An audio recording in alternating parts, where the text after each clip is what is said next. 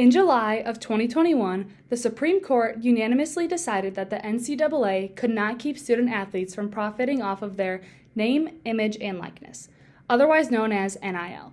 We went around IU campus and asked students to reflect on this decision.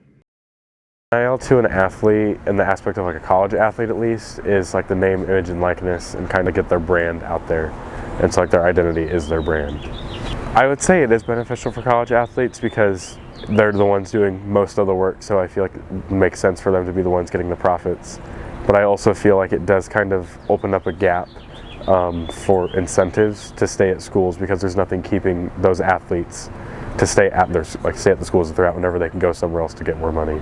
I would say that the less recognized sports would be kind of left behind and sort of like left in the dark, because they're overshadowed more by the more popular sports like basketball and football, which are kind of gaining more of the attention from the media.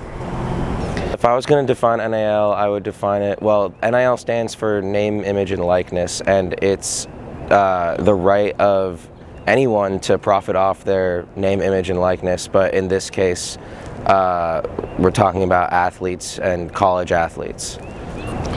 I think that it has done a lot of good for most college athletes, but there are some that are being left behind and not getting as much money from it.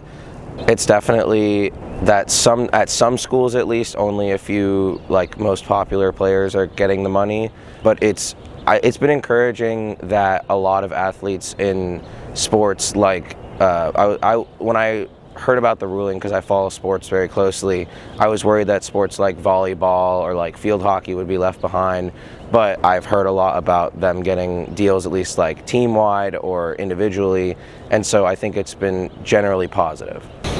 I think that increase in support from NIL has maybe been marginal. I think it may have made certain athletes more popular, but like the sport in general, probably if it was increased, it was maybe a tiny bit. But I think that college athletics is already pretty popular, especially at like big schools, and so the sport as a whole probably wasn't affected, but there are certainly certain athletes that have gotten a big boost from NIL in like their notoriety. For sure, it's harder if you're in a sport that has less notoriety to profit off your name, image, and likeness, but it's also sometimes about how you market yourself and what you came in with. But it's definitely harder for a lacrosse player than it is for a football or basketball player.